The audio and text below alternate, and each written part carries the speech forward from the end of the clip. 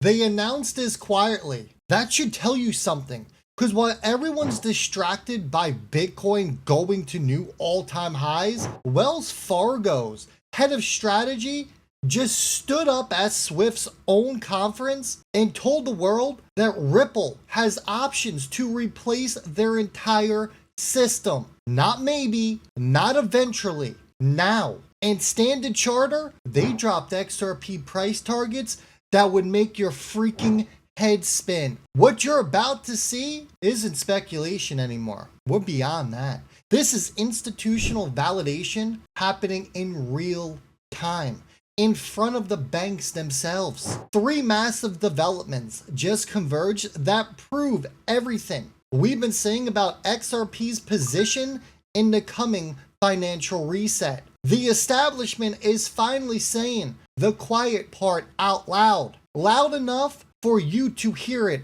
all the way in the back of the room. Let me show you exactly what happened at Swift's own Sibos event. That's right, where Ripple will be attending later this year. Wells Fargo head of strategy, Athier Williams III, he didn't just acknowledge Ripple exists. He positioned it as a direct alternative to replace the old cross-border payment model. Before we continue with today's XRP update, I want to quickly talk about something XRP holders have been asking me about lately. A lot of people have been asking about holding XRP long term, waiting for the big move, but the question is, what is your XRP doing while you wait?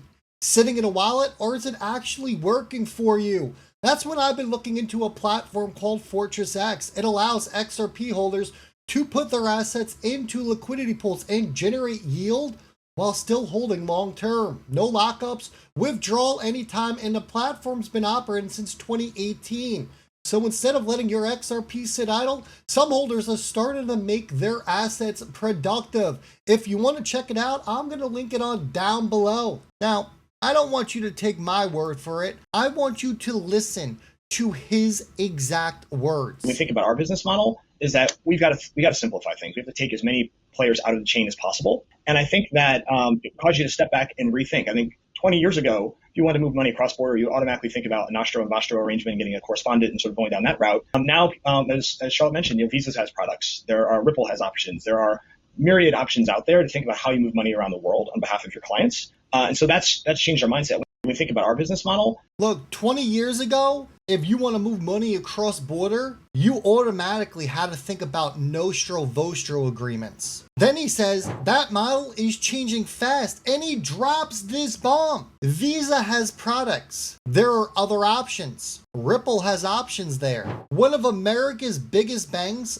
just told Swift's own audience that Ripple can indeed replace their rails at their own conference. The audacity is breathtaking, but it gets better because Ripple Treasury, as you know, they are now officially participating at Swift Sibos 2026. I think this is the first time since Ripple got kicked out of the Sibos event back in like 2016-ish that they will be attending. Someone gave him the invite. Interesting, isn't it? There'll be over 10,000 participants here. 500 speakers, 200 institutions. Ripple isn't sneaking through the back door. They're presenting an alternative to Swift's face in front of the same banks at the same event. This is David walking into Goliath's house and setting up shop directly in the living room. And he didn't even take his shoes off. Now, here's where it gets even more interesting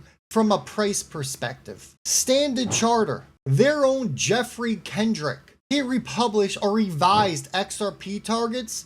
I should make every XRP investor pay attention. Before we get into that, let's go back to the source. Here is the interview of where this came from. Now, he's their global head, I'll highlight it, of digital asset research, okay? He's calling for a $500,000 Bitcoin by 2030, and a $40,000 Ethereum by 2030 as well. A massive outperformance. That's a 20x on Ethereum from here. Well, you know we got to run the numbers. Where does that put XRP? If Bitcoin goes to 500, ETH goes to 40K, where does that put XRP? Now I want you to remember, Standard Charter, before this clip, they put out XRP targets. They put them out for this year, 27, 28, 29, and 2030, where they believe XRP is going to be priced at. I then took these numbers that we're about to hear on the screen from him on Bitcoin and Ethereum. I threw it into Claude and I was like, based on his predictions, where would it take XRP? You're about to be shocked at the numbers that it gives us. Listen up. So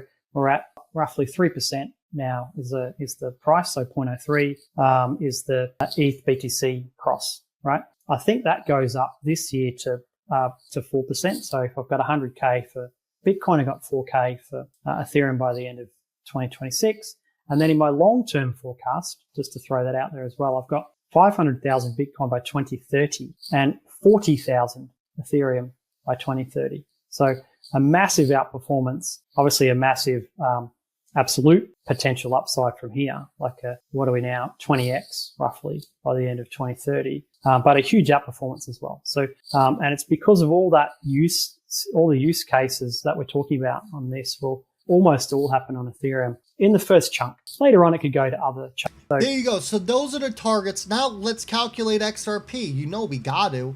As we move over to that page, make sure you hit that like and subscribe to the channel. So here we go. So Geoffrey Kendrick actually has published XRP targets as well. Standard Charter revised their roadmap, calling for a $2.80 XRP this year, $7 next year, $12.60 in 2028, $19.60 in 2029, and $28 by 2030. Here's the article on 24/7 Wall Street where they go over these numbers and they talk about his predictions. You can see them up on your screen. Now we go back to this, using Standard Charter's framework for their pricing on Bitcoin. Bitcoin's currently about 66,000. Their price target is 500K, a 7.6x multiplier. Ethereum currently trading around 2,000. Their target is 40K, about a 20x multiplier. XRP's current price around $1.30. Standard Charter's 2030 target's $28. Multiplier is 21.5x. Interesting now, isn't it? XRP outperforms the top two, which would make sense, especially knowing all the utility,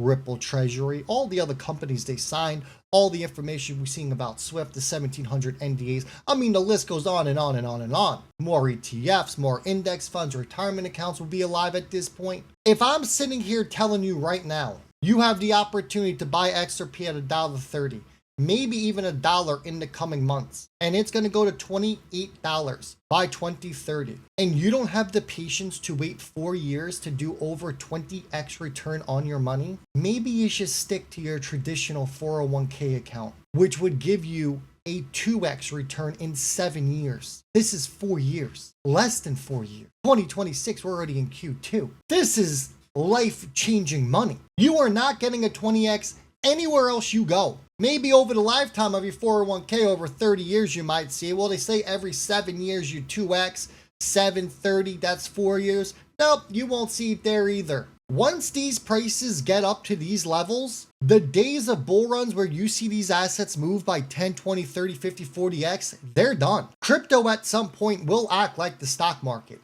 8 to 12% is considered a very normal year. 15 to 20%, the economy was doing great. Crypto's not going to have these roller coaster emotional rides for the life of it. We wouldn't have an asset class. These opportunities to get gains like this, they're running out. In the short term, doesn't matter if you buy XRP at $1.30, $1.50, or $1, because in the long term, you are going to see some crazy ass returns. And you know what? The only thing you got to do is take those pretty little hands of yours and sit on them. Do nothing. You don't have to work for this. You just have to know how to detach mentally. Look, I've been here almost a decade. It took me 5 years to stop staring at the price and wishful thinking that every year was going to be the year. I don't care about price anymore.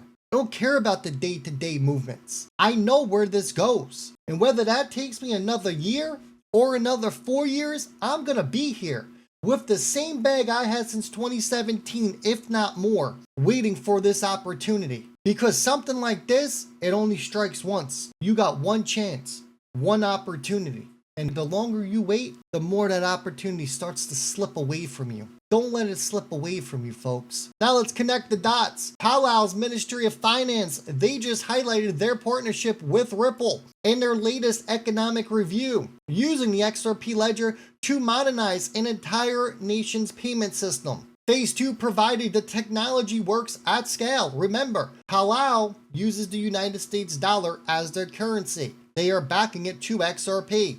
They are using the XRP ledger. I've always said sounded like testing grounds for the Fed to me. So we got a country who's running their payments on XRP infrastructure. Standard Chartered's global head of digital asset research is calling for a $500,000 Bitcoin and a $40,000 Ethereum by 2030. But when you run the numbers, XRP at $28 represents a 21.5x multiplier, folks. Standard Chartered is not the only one making crazy calls, because Jack Mall's is out here claiming Bitcoin's going to 200x because it is going after a $400 to $500 trillion market while only sitting at $2 trillion. Now, if that logic holds for Bitcoin, well, what happens to XRP when it captures even a fraction of cross-border payments? The cross-border payments market processes trillions of dollars annually. The math gets stupid fast. This isn't competing narratives anymore. This is all convergence validation, country adoptions, banking acknowledgements, institutional price targets, and conference participation all happening at the same exact time. So let me tell you what's actually happening behind the scenes. The old financial system, it's breaking. SWIFT knows that their correspondent banking monopoly, it's obsolete. Banks know that their Nostro Voto agreements are bleeding money, but they can't admit it publicly without tanking confidence in the current system. So instead, they do what we just witnessed. They let their executives speak at conferences, and then they invite Ripple to present alternative systems. And then they publish research with massive XRP targets like Standard Chartered just did. Folks, they are preparing the market for transition without causing panic. Every XRP investor who positioned correctly, every crypto investor that positioned correctly, is watching this unfold exactly as predicted. While retail chases meme coins and Bitcoin maxis celebrate new highs, the real money is positioning for the infrastructure play that actually matters. XRP isn't just another crypto. It's the bridge between what was and what's coming. Wells Fargo executives start naming Ripple as a SWIFT alternative at SWIFT's own event, while entire countries run payments on the XRP ledger, and major institutions are telling you XRP's price target in the next 4 years is going to be $28. That's preparation. The establishment is telling you exactly what's coming, if you know how to listen, and I know you all do. Patience has always been the most underrated asset in this space, folks. While others chase quick flips and panic at red candles, the ones who understand the big picture, they just keep accumulating. The infrastructure play was always going to take time, but when it hits, when the rails actually flip, when XRP becomes the standard for moving value globally, that's when holding through the nose pays off. The harvest is coming. The question isn't if anymore. It's whether you're positioned for it. Stay strong out there. Hit that like and subscribe. I'll see all y'all